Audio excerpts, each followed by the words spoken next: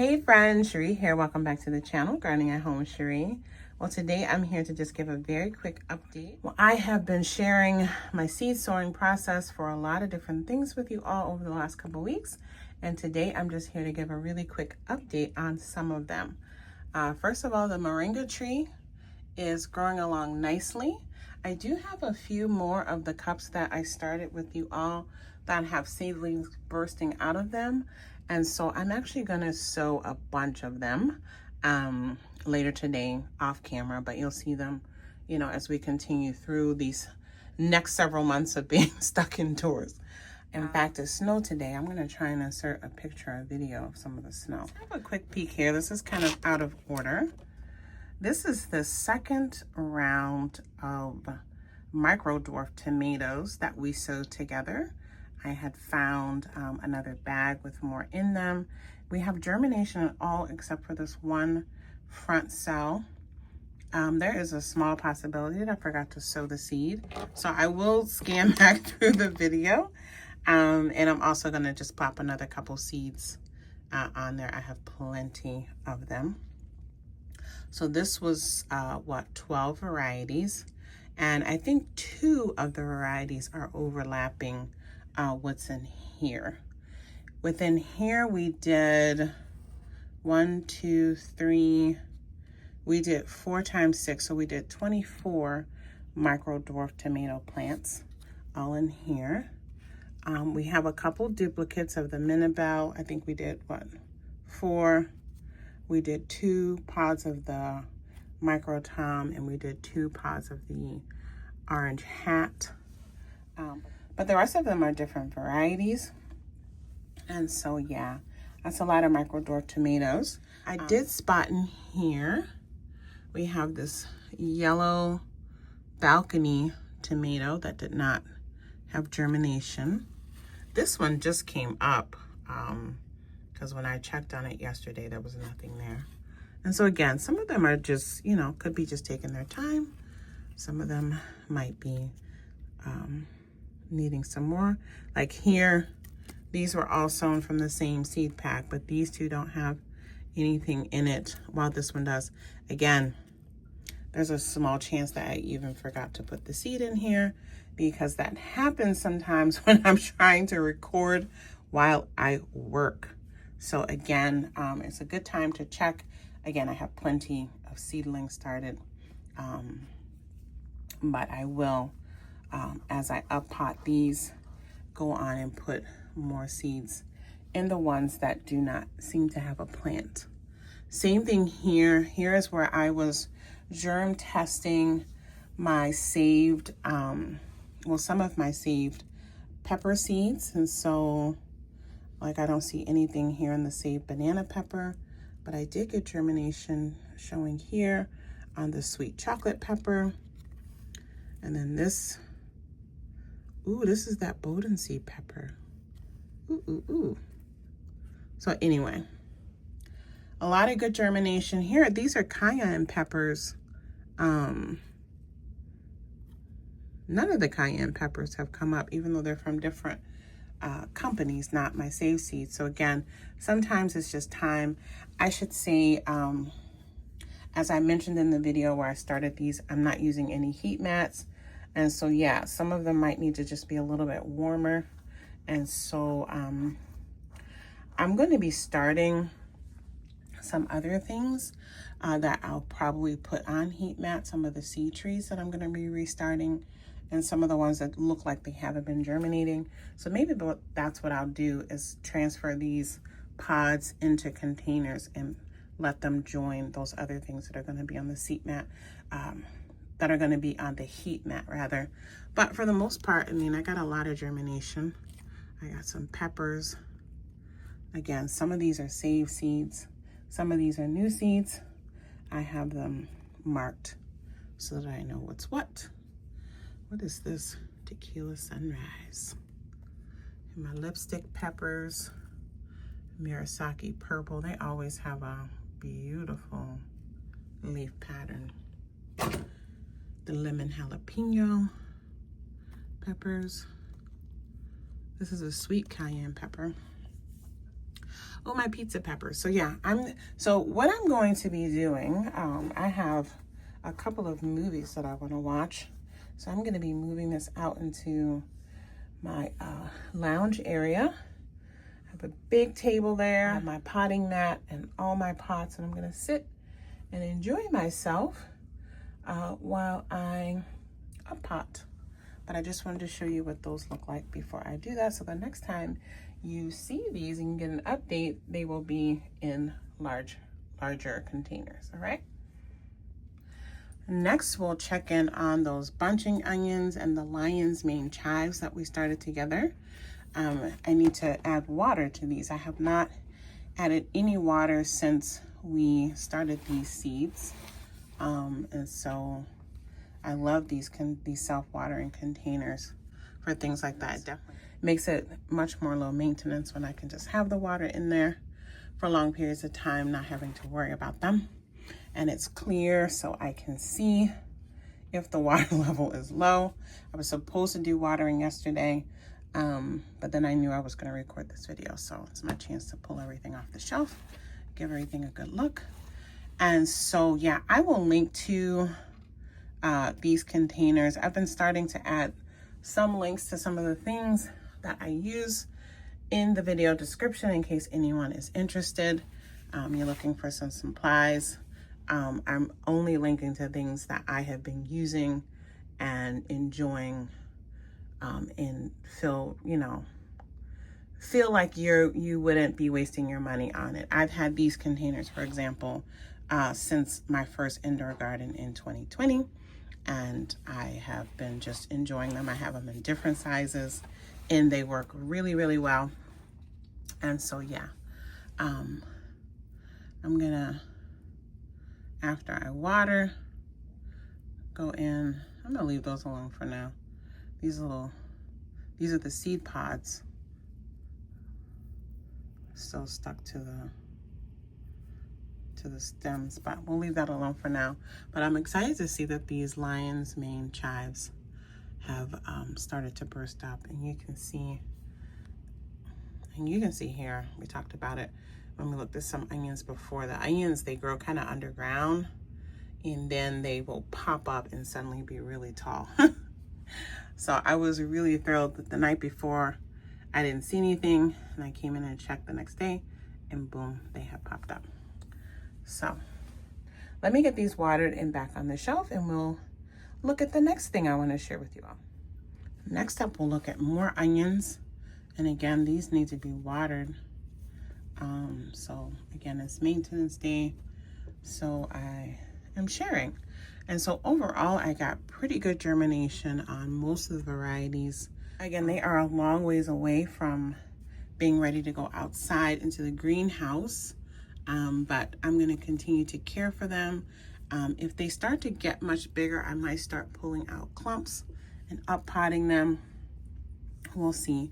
But I should be able to get these out into the greenhouse very early in the spring. It should stay warm enough that they will survive and continue to grow. And I'm hoping to wait to kind of like up pot them then, or put them, in some other containers to grow out until I can move those containers into the garden. So that's what I'm thinking right now. I'm still gonna be getting in some onion starts from Dixondale, as I've been doing for the last few years. I'll put a link to that onion source in the description as well. But I have grown out over the last, 3 years, 4 years using their starts. And this year I decided to order just a few that performed well every single year and that stored really, really well for me. That's gonna be my main focus, just like doubling down on those long storage ones. I'm gonna, I think, go live at some point this week, and I'm gonna show you the onions that I still have left. I did preserve a lot of them on purpose because I didn't want to risk them, spoiling. But I do want to have more that I don't have to put any work in, that I can just cure them properly and just keep them on the shelf. I have 3 varieties that have just performed very well for me year after year. And so, yeah, I think that's going to be the big. And then these, you know, if they don't get huge, they don't get huge. I'll get to sample a ton of varieties of onions that I've grown from seed, hopefully. I still have this gorgeous, gorgeous flat of the French corn salad. I kept saying, I think I said in 2 other videos that I was going to harvest it. But I found that they were so small that it was just hard to harvest and not, you know, have to deal with so much soil. And so I decided to let them just grow and just see what would happen if I just let them grow and get bigger and fuller. And they are just performing well. They are so tender. I've stolen a few. They are absolutely tender, absolutely delicious, chock full of vitamins and minerals. They should be. And they are top 3 now for me to keep in rotation, growing indoors. Absolutely delicious. And just, I mean, it's just, look at that. Gorgeous. So yeah, I'm very, very thrilled with this. And I think I'm going to give it till tomorrow. And then I'm going to take this up to the kitchen and finally harvest and actually start more of these. So yeah. Here's a quick peek at the rhubarb that we started together. This one here is just starting to poke through. I'm gonna leave it alone. You get strong seedlings when they are forced to break through the soil without your assistance. And so I'm gonna leave that alone. I don't see any coming up from my rhubarb from Italy seeds. And so I think what I might do, nor the Victoria rhubarb, they were not that old a seed. So the packets, I think, well, this one was. So I have some fresh Victoria rhubarb packets. I'm gonna start those.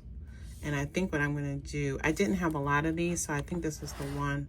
Maybe it was this one, I can't remember. Anyway, we're gonna look back at that rhubarb video, see what I did.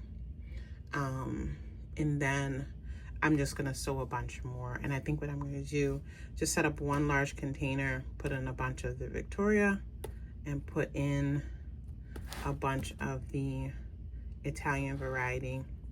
And, you know, maybe they need to go on a heating mat also. They shouldn't though, but we'll see. It hasn't been that long either though. I mean, it's been 2 weeks. So some things just, they kind of know that it's not really time for them to break dormancy. They don't care if it's indoors or outdoors. So you just never know. You just never know. But I will sow some more because I want to have a lot of rhubarb, as I said in the video. So, and I have a lot of seeds, so we're going to put them to use. We started these cucumber seeds together. This is a mini dwarf, quick growing snack cucumber. This is the Bait Alpha cucumber, self-pollinating. And so, yeah, they have germinated. I'm going to let them get a little bit bigger before I uppot them into the large containers with the trellises that they're going to go into here in my indoor garden, because I'm not ready to relinquish that space just yet. And I want them to get a little bit bigger. Here's a first look at the peas that we started together. This one here, I'm going to get some plant stakes and make like a little teepee and clip those 2. And then I'm going to put this in a position where it can kind of vine up and attach to the shelves and continue to grow. These here, yeah, they're doing fine. They should stay pretty small, but I'll keep an eye on them.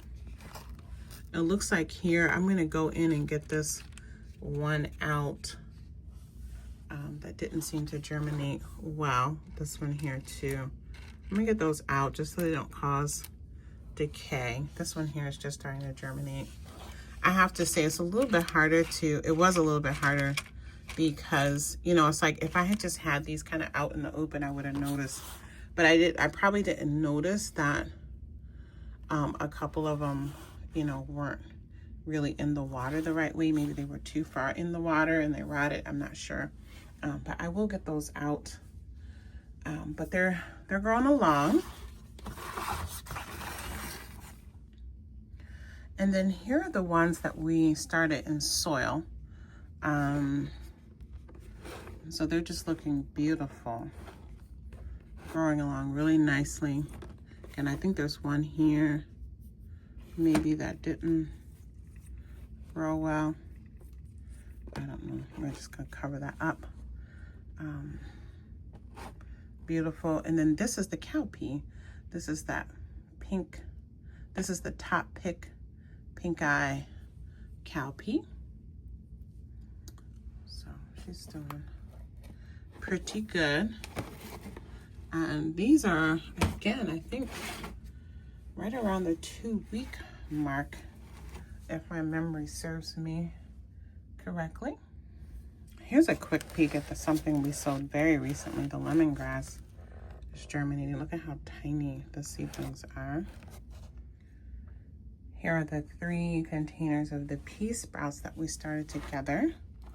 I need to change the water out, but I always love looking at the root structure. So cool.